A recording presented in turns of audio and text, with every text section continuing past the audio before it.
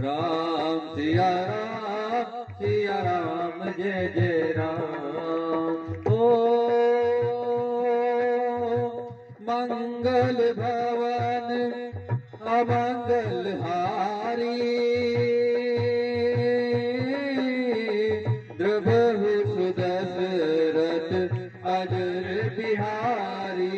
राम सिया राम जय जय राम। राम सिया राम जय जय राम। अब राजा दशरथ ने हाथ जोड़ लिए, बोला कि आपका तो ये जो श्राप है ना, ये भी मेरे लिए वरदान ही है। क्यों?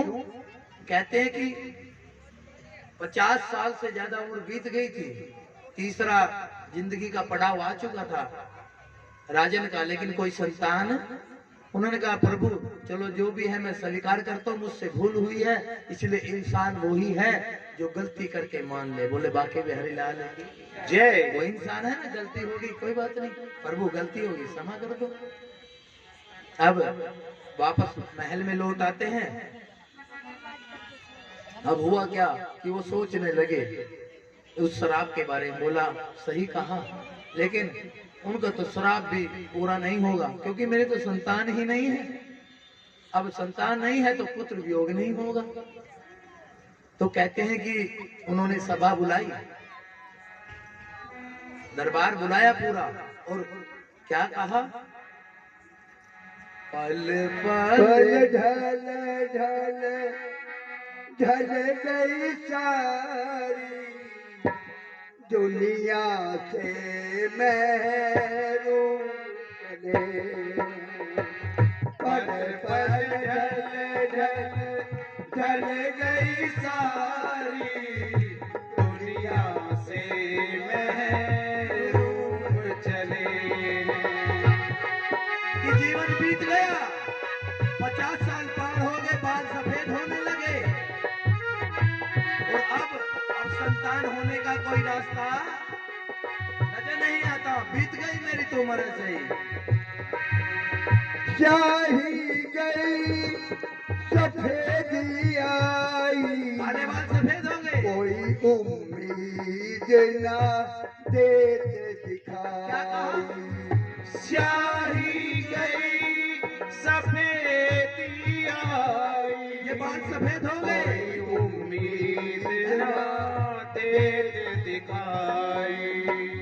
यौवन के दिन घूम चले, दुनिया से महरूम चले। बोले ये जो जीवन था ये सारा ऐसे ही चला गया, बाल सफेद हो गए, अब तो जीवन ऐसे ही चला गया। अब लगता है कि निसंतान ही मरना पड़ेगा। बस अगर लगे रहेंगे तो यहीं रह जाएंगे, जाना बहुत दूर है। जब कहीं ज्यादा दूर जाना हो ना, सामान ऐसे ही फेंकते हैं उठा उठा के। देर होते ना जब कहीं जाना हो और 1 घंटा लेट हो तो बोला जल्दी जल्दी बैठो, ऐसे फेंकते हैं बैग भी। बोला वहीं जाके देखेंगे किस बैग में है, तो आज हम लेट हैं तो भागना पड़ेगा। तो कहते हैं कि दशरथ ने कहा कि अरे मेरे तो बाल सफेद हो गए। मैंने कल भी बताया था, जब मृत्यु नजदीक होती है, समय बीतता जाता है तो परमात्मा चिन्ह देता है। पहले गोडों में दर्द, कमर में दर्द, फिर धीरे धीरे बाल सफेद, फिर दांत गिर जाएंगे, यही तो चिन्ह है। लेकिन हम समझते नहीं, हम बड़े चालाक हैं, जबड़ा भी नया लगवा लिया, बाल भी पॉलिश कर लिए, कलर कर लिए। लेकिन आत्मा कहती रही वही जाना तो पड़ेगा। ऐसे ही दशरथ ने स्वीकार कर लिया कि बोला अब तो जीवन बेकार हो गया। तो जो दरबार लगा था, पहले क्या होता था, हर किसी का एक गुरु होता था राजा का। तो उन्होंने गुरुओं को बुलाया, सभी को कहा कि प्रभु मेरे से क्या गलती होगी कि मैं निसंतान मरने जा रहा हूं। तो कहते हैं कि सभा बैठी थी, गुरु वशिष्ठ जी ने कहा कि चिंता मत करो, हर समस्या का समाधान है, इसका भी निकालते हैं। तो उन्होंने कहा कि एक पुत्र प्राप्ति यज्ञ होता है, आज भी होता है। अगर किसी के संतान नहीं है तो बिल्कुल गारंटी के साथ पुत्र प्राप्ति होते हैं, लेकिन ना वो करने वाले रहे ना वो कराने वाले रहे। बोले बाकी बिहारी लाल की जय। सूरज आज भी वही है, चांद आज भी वही है, संत आज भी वही है, पर फर्क क्या है कि भाव खत्म हो गए। बोलो बाकी बिहारी लाल की जय। अब जब विश्वास ही नहीं है तो फिर आगे फल मिलेगा कहां से। अब उन्होंने कहा, गुरु ने कि ऐसा करो भाई, एक यज्ञ की तैयारी करो, और परमात्मा ने चाहा कि राजन तुम्हारी जो इच्छा है वो पूर्ति होगी। तो कहते हैं कि वशिष्ठ जी बोले कि मेरे तो बस की बात नहीं है, अब जो इसके काबिल है उसको बुलाया जाए। तो कहते हैं कि श्रृंगी ऋषि जी को बुलाया जाए। अब ये श्रृंगी ऋषि जी पता कौन है बताओ? ये वही है जिन्होंने श्राप दिया था, तब से है ये। लोग कहते हैं कि आयु नहीं होती, कहीं कहीं 1000 वर्ष भी होती है। अब आए, कहते हैं कि यज्ञ की तैयारी की गई, बड़े बड़े ड्राम जो थे घी के भरे गए, कहीं कुंटलों लकड़ी, हाँ, उसके लिए वो इकट्ठी की गई, जितनी सामग्री यज्ञ में लगते हैं वो की गई। कहते हैं कि बहुत बड़ा एक यज्ञशाला बनाई गई, कुंड बनाया गया, हवन कुंड, और उसमें यज्ञ चलने लगा। कहते हैं कि जिस दिन अंत समय था, अब उन्होंने कहा कि फल मिलेगा। अब पूर्ण आहुति डलने वाली थी, ना तो फल बाहर, ना कोई आवाज, ना कोई संदेश।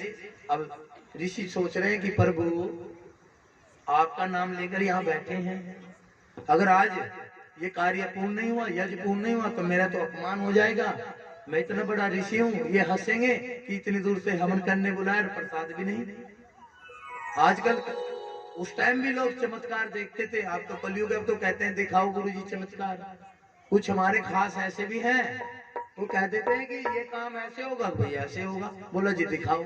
अब कहते हैं कि आत्मा होती है, मतलब होती है, कि भूत प्रेत होते हैं कि होते हैं, बोले गुरु जी दिखाओ।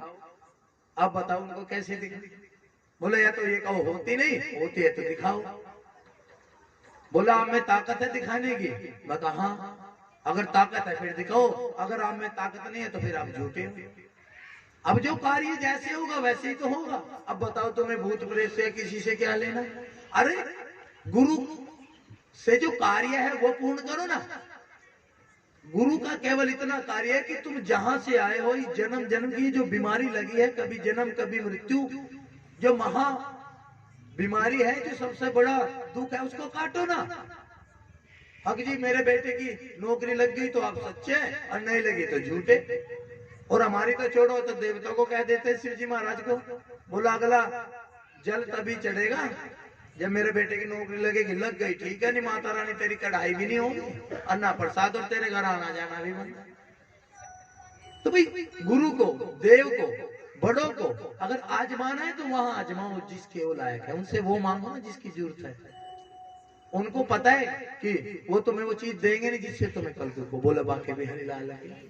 अब कहते हैं कि अंत समाया, ऋषि ने कहा परमात्मा ये तो अपमान होगा। उन्होंने मन में भाव बनाया, बोला मैं खड़ा हो जाता हूँ, पूर्ण आहुति के लिए खड़े होते हैं। और उसने सोचा कि जब मैं पूर्ण आहुति डालूंगा ना यज्ञ में, तो खुद भी इसी में गिर जाऊंगा। कम से कम ये लोग सोचेंगे कि गुरुजी का गलती से पैर हिल गए, और गुरुजी इस कम से कम अपमान से तो बच जाऊंगा। अब कोई किसी को बुलाए और कार्य पूर्ण ना हो तो दुख होता है ना। तो उन्होंने सोचा कि परमात्मा इस अपमान से तो अच्छा है मैं इसी हवन कुंड में अपने प्राण दे दूं।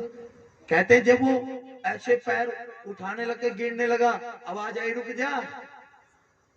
और कहते हैं कि यज्ञशाला से, हवन कुंड से एक प्रसाद बाहर आया खीर का, और कहते हैं कि वो रुक गए। इसलिए परमात्मा भी जब तक नहीं मिलता, जब तक तुम उस पर विश्वास करके मरने के लिए तैयार नहीं हो जाते। बोलो बाकी बिहारी लाल है समझ में?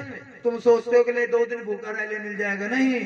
जब तुम मृत्यु के बिल्कुल नजदीक और मरने वाले होते हो, और उसे लगता है कि मरेगा, अब तेरा नाम पे दोष आएगा कि परमात्मा कहता है कि जो उस पर विश्वास करता मरने नहीं देता, तब वो अपना अपमान नहीं होते, तब पकड़ता, बोला रुक जा। अब पकड़ ले, बोला रुक जा।